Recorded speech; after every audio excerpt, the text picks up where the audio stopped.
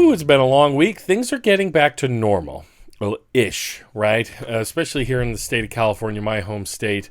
You can tell a lot when you go hit the Highway 101, hit traffic. People are returning back to normal. Things are getting familiar again. People are out and about, whether it's sitting down and eating in restaurants. My wife and I went and saw our first in-theater movie not too long ago. Of course, y'all know if you've been following this channel, I've been vaccinated for a little while. But that is generally the case here in California because, this is an LA Times story. California COVID-19 plunges to new lows, fueling hope that a big reopening won't bring a new surge. Very much so, California was ahead of the ball on the lockdown. It was the first state to go into lockdowns, and we've had massive amounts of vaccinations, and our case rate has gone down because of that. That even includes the fact that we have variants here, multiple variants. In fact, we're predominantly the COVID infections that are happening still are variants. It's people are ready to get out. It's summertime is here, officially. And so folks are getting out there, and this definitely is going to fall into, old Gavin Newsom's recall campaign. We'll get to that in a second, but let's read a bit of this story. California will fully reopen its economy next Tuesday under remarkably favorable conditions, with the COVID-19 risk rapidly receding and new cases being reported at the lowest levels in 14 months. The state has for several months recorded one of the lowest coronavirus infection rates in the country, a distinction that's endured despite the end of many restrictions and the rise of new variants. The numbers and rapid rollout of vaccinations have given public health officials even more confidence that life can return to some semblance of normal without the horrific surges that thwarted California's two previous attempts at reopening. I'm pretty sure old Gavin did those premature openings straight up because of his recall campaign. The state has for several months recorded one of the lowest coronavirus infection rates in the country. I just read that. California is one of the highest rates of vaccinations in the nation, with 56% of residents of all ages and 71% of adults having received at least one dose of the vaccine. 13 states now have at least 70% of their adults at least partially vaccinated, achieving a goal set by President Biden weeks before a July 4th target. That rollout of vaccines, especially in California's most populous areas, have helped tame COVID-19 and tamp down transmission. Also a factor, especially in Los Angeles County, is the lingering immunity of many people who survived COVID-19 during the devastating surges in the last 15 months. Some folks... some folks say, hey, I already had COVID, therefore, I don't need to get a vaccine. Whereas the vaccine has shown 90% effectiveness, we're talking Pfizer, Moderna here, against the, being infected with the virus. If you were already infected, if you've already had coronavirus and then you get one of those vaccines, you're basically at 100%. You're tempered in steel, as it were, against the virus. The hospitalizations are at their lowest level. The average deaths per week are down. At one point we had more than 500 a day. A state public health officer, here's a quote: "Right now, California is doing very well with respect to COVID." Dr. Tomas Aragon, state public health officer and director at the California Department of Public Health, said this week. But there is still the risk of future infection. We recognize that we will be stress testing our system because there will be a lot of more mobility. Aragon said, "Our goals during this transition period are to contain transmission, to monitor the variants, and to get to herd immunity by continuing our vaccines." So guys, folks, we got to be careful. We're all making choices. We're all making strategic decisions, right? My wife and I have been out to eat a couple times. Like I said, we went to our first movie. We are vaccinated, but are we spending tons of time without our masks on in enclosed spaces with other people? No, we're still limiting our time, limiting our exposure to people. But at the end of the day, the next week the whole state's going to reopen. I'm returning back to work in much in the same way. I'm a music teacher. I'm now going to be returning back to the studio I used to teach in after a year of Zoom classes. But it's still bears on everyone who has not been vaccinated. You should get vaccinated, right? If we want to really get on the other side of this thing. I was having a conversation with somebody yesterday who doesn't want to get vaccinated, won't get vaccinated. And they were kind of saying, well, it just seems like it's all about money, right? They were kind of going for this very easy conspiratorial approach. And I said, look, as a leftist, I could tell you it's absolutely about money. First of all, these pharmaceutical companies were absolutely bankrolled from the beginning to develop these vaccines. But really, and for this person, that was part of their doubt about the safety of the vaccine or the effectiveness of the vaccine. And I said, listen, you should trust the vaccine specifically because it's about money, because they want us all back to work. That was never part of the plan, was to have people not be able to work for more than a year. That's why the vaccine rollout, that's why we have essentially vaccines for all in this country. You can go get a vaccine at no charge to you. And the United States government will cover the bill because they want you back on the treadmill. They want you back at work, making money for the wealthy, right? Got to send Jeff Bezos to space somehow, folks. Though he did get much richer as we were all ordering stuff off of Amazon, right, to stay safe during the pandemic. Obviously not safe for delivery drivers and all the folks involved. Essential workers who quickly it became realized essential was code word for expendable workers, right? That's basically, thank you for saying so. Valor Comics in the chat says that's a great point to bring up. It's very clear, and the other example I always bring up is who were the first people to get vaccines? The olds were the first to get vaccines. Joe Biden, we all watched his wrinkly ass get injected with one. We watched Bernie Sanders get vaccines. Trump got one in secret, right? One of the very first people to get one was like a 90-year-old in the United Kingdom, right? In the UK. So these things are safe, right? That was the whole first wave of vaccinations was for old people. And now if it's finally available for you, and shoot, guys, go back into my videos. I've played the footage, of me getting it. If a chubby, high blood pressure having guy like me can get it and be okay, you're going to be just fine. And honestly, it does feel good to know you have some kind of protection when you go out in the world or go out to a restaurant or whatever else you're going to do. But the matter of, speaking of restaurants and speaking of vaccines, we're now at the point, last week I talked about the vaccine lottery system that we have in California. They're really pushing, if you go get your vaccine, you're going to be down for a lottery ticket. It enters you for free, and anybody could win the lottery. I think somebody in San Luis Obispo County, just to the north of me, I'm in Santa Barbara County, got $50,000. But now a bunch of people up for $1.5 million. So who knows, right? But now Gavin Newsom was talking today, and they're trying even a little extra harder to plug the vaccine. And here I guess he's done a bit of a, he lined up a sponsorship with Taco Bell of all places. We have Taco Bell that's doing those fancy Dorito tacos, which are addictive beyond words. They're doing free Dorito tacos as well on June 15th. And so we want to thank Taco Bell and Chipotle for their incentives and support. LA, we have Taco Bell. So Taco Bell, and Newsom has a weird kind of raspy voice, but so I guess he's set it up. Taco Bell will give you those free Dorito tacos, which are so addictive.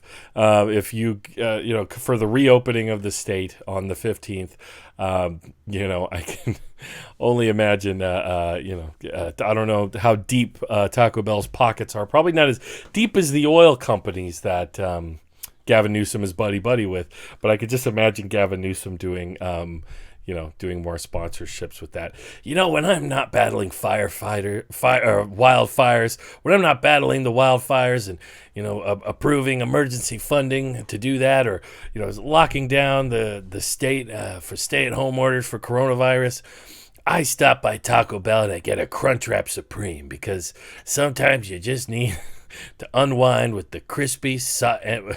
You got to match crispy with soft with the Crunchwrap Supreme. But anyway, Wealth for 99% says, I want a Baja Blast injection too, then.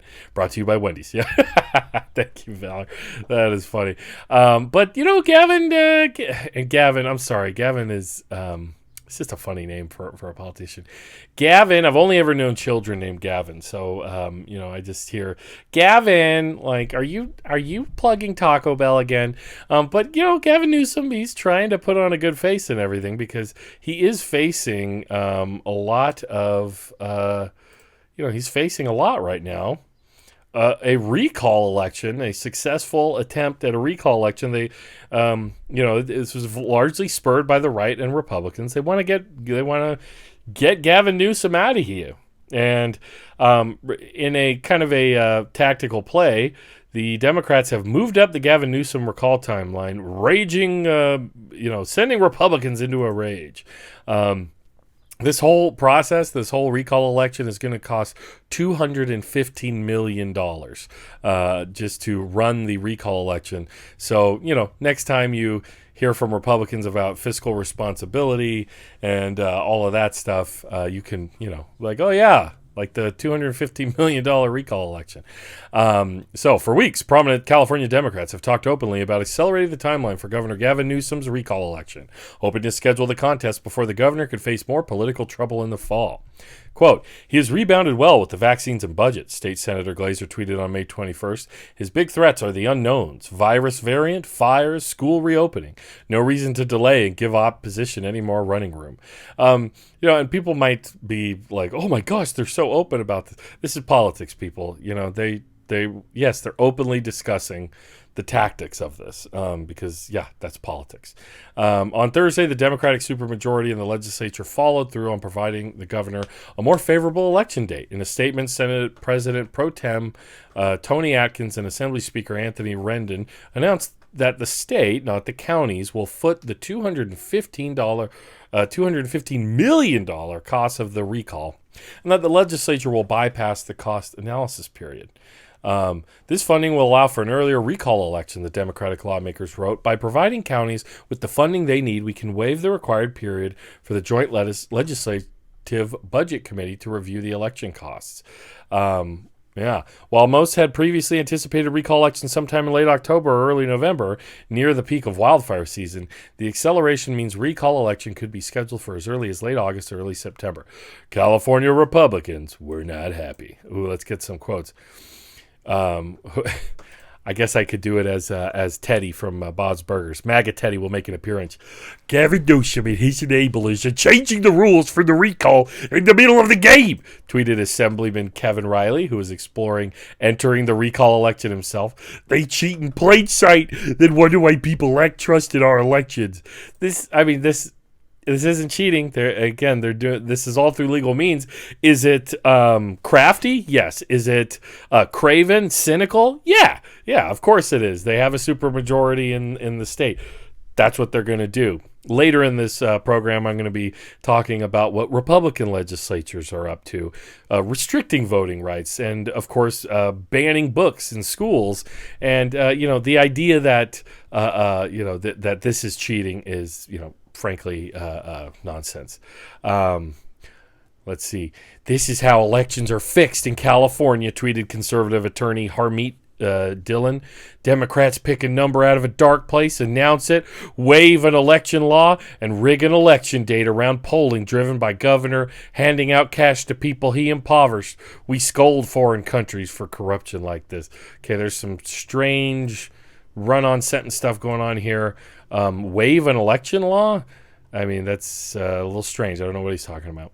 Los Angeles Times' John Myers noted that the legislature may have to pass a revised recall election statute in order to officially waive the cost analysis process.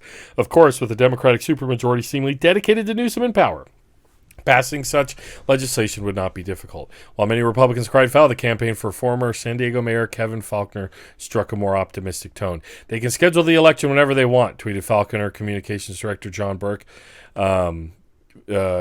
Falconer isn't afraid to face the voters. But here's the thing. So, the right mobilized around anti-lockdown stuff very effectively throughout 2020. And Newsom is not the only person facing a recall. Here's also in the LA Times, recall fever strikes California as angry voters take on politicians in large numbers. Now, this is interesting. This woman here, this is Ventura County Supervisor Linda Parks, a Republican turned political independent who will be termed out of office at the end of next year, and is one of many local officials facing a campaign to recall her from office. So, guys, she is literally this is her last term. She cannot run again. But basically the Republican Party has gone so crazy. And in California, they know they're in the minority. I mean, guys, this recall election for Newsom, it ain't gonna happen. Like it's just not. They just don't have the numbers. It's just a big show. It's a lot of noise and money. That's ultimately going to signify nothing. I'm probably not going to vote in it. I'm not going to vote for Newsom. But I don't like Newsom for from the left. Like he's approving oil leases and fracking permits for oil companies that his friends are lobbying for, and all kinds of rank corporatism and corruption like that. Right? I probably won't vote for him. But just so you know, I think the lockdowns were good things. I think the supplements of unemployment were good. We were able to limit casualties in California from the virus, which in my community, hit hard and hit people of color out here, hit our farm worker community hard. I did reporting on that. Some of our first deaths in town were farm workers.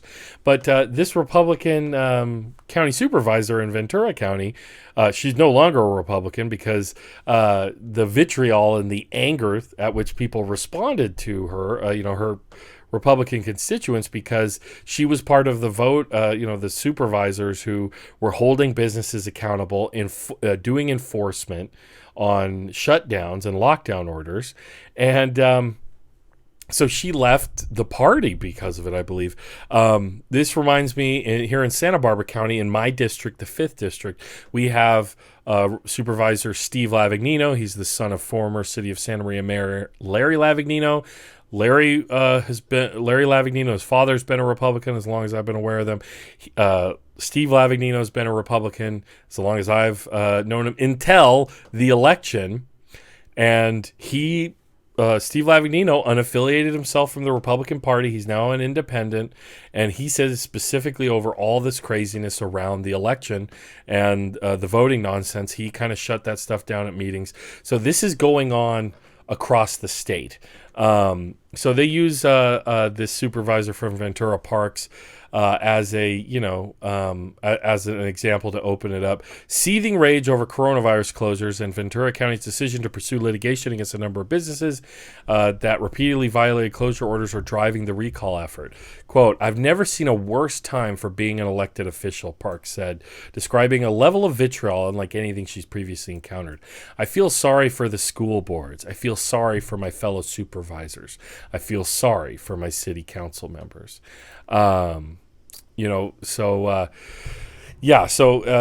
This talks about the Newsom recall. That's the most high-profile one. But listen to this. During the first 5 months of 2021 active recall efforts, those in which an official step has been taken have targeted at least 68 local officials in California, according to a Times analysis. The total has already surpassed the number of local recall attempts seen during 4 of the last 5 years in California, according to Ballotpedia, a nonpartisan website, blah, blah, blah. So there you have it. I find it very, very interesting that, that this stuff is going on. Recall elections are, they're not like very rare, but they're very often unsuccessful. And you really have to have some of the most rank corruption or just, poor management, poor, leadership for there to be. I mean, I think the last governor recalled in California was Gray Davis. And I mean, I was a child when that happened. I just remember all these weird insinuations about an intern of his went missing, disappeared. There was all kinds of crazy stuff going on at that time. But